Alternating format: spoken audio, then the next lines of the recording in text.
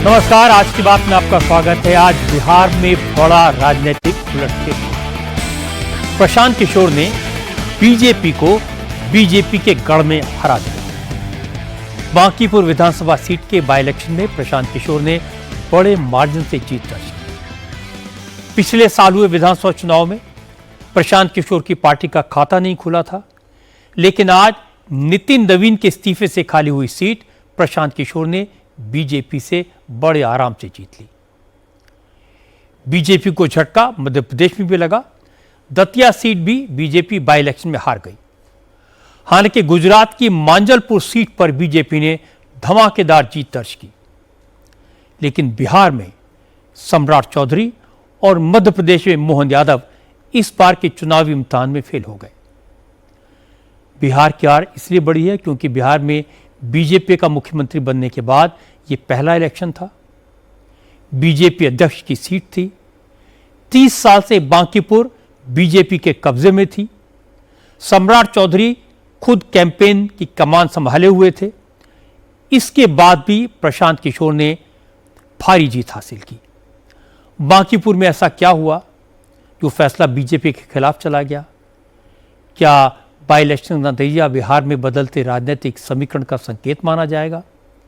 प्रशांत किशोर की तरफ से क्या बीजेपी का वोटर शिफ्ट होने का फायदा हुआ, या आरजेडी कांग्रेस का वोटर अब प्रशांत किशोर को विकल्प के तौर पर देखने लगा, या प्रशांत किशोर की चुनावी रणनीति बीजेपी पर भारी पड़ी? क्या बीजेपी कॉम्प्लेसेंट थी? बांकीपुर और दतिया सीट के चुनाव नतीजों का सियासी असर क्या होगा, इसकी भी बात करेंगे आज की बात में। मैं आपको बताऊंगा कि बीजेपी बांकीपुर में क्यों हारी, जनसुराज का खाता खुलना बिहार की राजनीति में किस बदलाव का संकेत है, सम्राट चौधरी की मुश्किलें कैसे बढ़ जाएंगी, इन सब पर चर्चा करेंगे। लेकिन सबसे पहले मैं आपको बांकीपुर सीट के चुनाव नतीजे की डिटेल दिखा देता हूं। बांकीपुर में आज जब ईवीएम्स खुली, उसके बाद से ही जनसुराज के उम्मीदवार प्रशांत किशोर हर राउंड में बीजेपी के कैंडिडेट नीरज सिन्हा से आगे चलते रहे। काउंटिंग राउंड बढ़ने के साथ साथ वोट्स का मार्जिन भी बढ़ता गया। जैसे जैसे काउंटिंग आगे बढ़ती गई, जनसुराज के सपोर्टर्स का जोश भी बढ़ता गया। दोपहर 12 बजे तक तय हो गया था कि बांकीपुर से प्रशांत किशोर ही जीतेंगे। प्रशांत किशोर ने यह सीट करीब 19,000 वोटों के अंतर से जीत ली। उन्हें करीब 50% वोट मिले। आरजेडी की रेखा गुप्ता तीसरे नंबर पर रहीं, उन्हें कुल 11% वोट मिले। लेकिन फिर भी आरजेडी के नेता को अपनी हार का गम नहीं है, उन्हें बीजेपी के हार की खुशी है। आरजेडी के नेताओं का कहना है कि बांकीपुर सीट आरजेडी ने कभी जीती नहीं थी, ये बीजेपी की सीट थी, बीजेपी की सबसे मजबूत सीट थी। इस सीट पर विरोधी दल का जीतना बड़ी बात है। आज बीजेपी को दूसरा झटका मध्य प्रदेश में लगा। दतिया सीट के बाई इलेक्शन में भी बीजेपी का उम्मीदवार हार गया। दतिया में कांग्रेस के घनश्याम सिंह ने बीजेपी के आशुतोष तिवारी को 6016 वोटों से हराया। हालांकि विधानसभा चुनाव में भी यह सीट कांग्रेस ने ही जीती थी।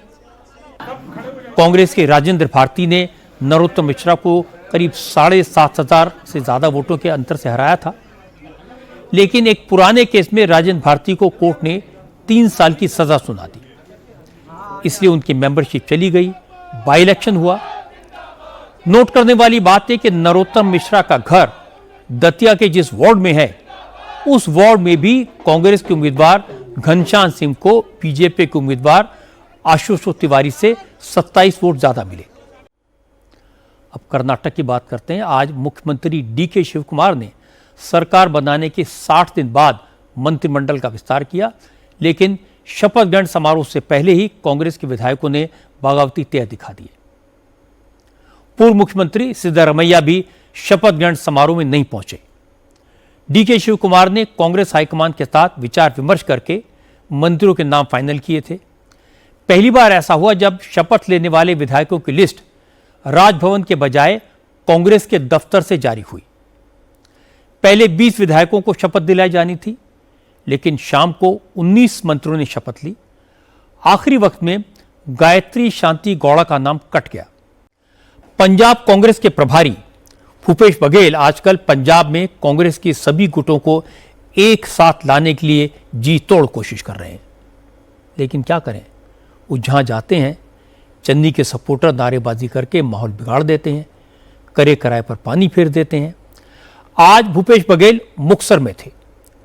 ये राजा वडिंग का अपना इलाका है। यहां प्रोग्राम शुरू होता इससे पहले ही मुक्तसर में भूपेश बघेल गो बैक के पोस्टर लग गए। प्रोग्राम शुरू हुआ तो मंच पर राजा वडिंग के सारे करीबी नेता मौजूद थे, लेकिन भाषण शुरू होता इससे पहले ही एक व्यक्ति ने चन्नी के सपोर्ट में नारे लगाने शुरू कर दिए। अब बात पेपर लीक की, जिसकी चर्चा आज देश भर में होती है। आज झारखंड और कर्नाटक में पेपर लीक बड़ा इशू बन गया। झारखंड पब्लिक सर्विस कमीशन की प्रिलिमिनरी एग्जाम 19 अप्रैल को हुए थे। इसका पेपर लीक होने और ओएमआर शीट में टेम्परिंग के आरोप लगे। छात्रों का इल्जाम है कि कम नंबर लाने वाले कैंडिडेट सेलेक्ट हो गए। हरियाणा और यूपी के 400 उम्मीदवार पास हो गए। इसी गड़बड़ी के खिलाफ 29 जुलाई से स्टूडेंट धरने पर बैठे।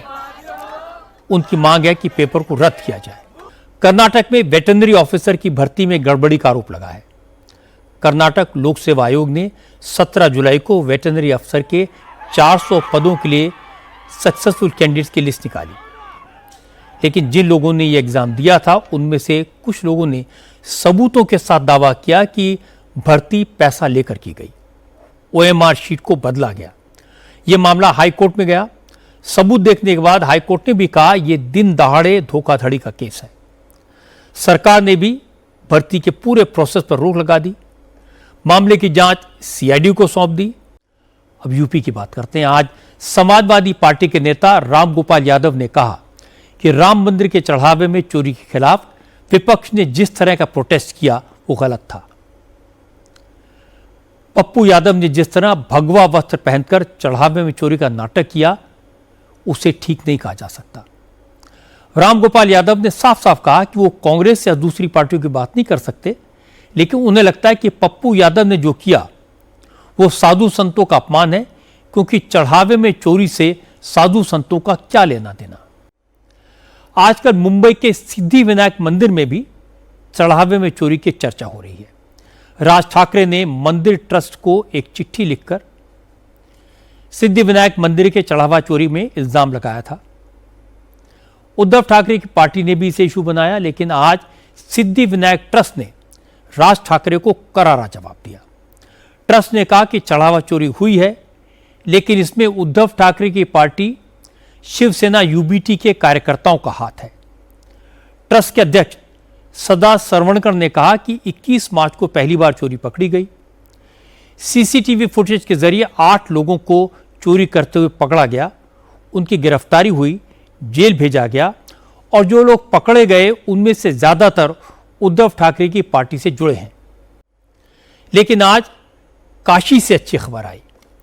काशी विश्वनाथ कॉरिडोर में कुछ लोग भक्तों से वीवीआईपी दर्शन कराने का झांसा देकर पैसा वसूल रहे थे। पुलिस ने ऐसे दलालों के खिलाफ एक ऑपरेशन शुरू किया है। आज 8 ऐसे दलालों को पकड़कर जेल भेज दिया गया। असल में सावन का महीना चल रहा है। बाबा विश्वनाथ के धाम में भक्तों की भारी भीड़ उमड़ रही है। आज मैसूर से आए 4 भक्तों को सुगम दर्शन कराने का वादा करके वसंत पांडे नाम के दलाल ने 4000 रुपए वसूल किए। हमारे देश की महिला पहलवानों ने सेक्सुअल एक्सप्लॉयटेशन के को लेकर कोर्ट में जो केस फाइल किया था, इस मामले में आज अदालत ने ब्रिजभूषण शरण सिंह को बरी कर दिया। इस मामले में को एक्यूज विनोद तोमर को भी आरोप मुक्त कर दिया गया है। फैसले के वक्त फॉर्मर एमपी ब्रिजभूषण शरण सिंह और रेसलिंग फेडरेशन के फॉर्मर सचिव विनोद तोमर दोनों कोर्ट में मौजूद थे। मामला आपको याद होगा जनवरी 2023 में सामने आया था। विनेश फोगाट और साक्षी मलिक समेत कई महिला पहलवानों ने फेडरेशन के प्रेसिडेंट ब्रिजभूषण के खिलाफ यौन शोषण के आरोप लगाए थे। आज सावन का पहला सोमवार है, इसलिए देश भर के शिवालयों में भक्तों की भारी भीड़ दिखाई दी। कांवड़ यात्रा भी शुरू हो चुकी है। दिल्ली से हरिद्वार तक कांवड़ियों के लिए खास इंतजाम किए गए हैं। हरिद्वार से जल लेकर कांवड़िए मुजफ्फरनगर पहुंचते हैं। मुजफ्फरनगर में कांवड़ यात्रा रूट पर 1200 से ज़्यादा सीसीटीवी कैमरे लगाए गए हैं। पुलिस की तरफ से एक कंट्रोल रूम बनाया गया है। 4000 पुलिस कर्मियों की तैनाती है।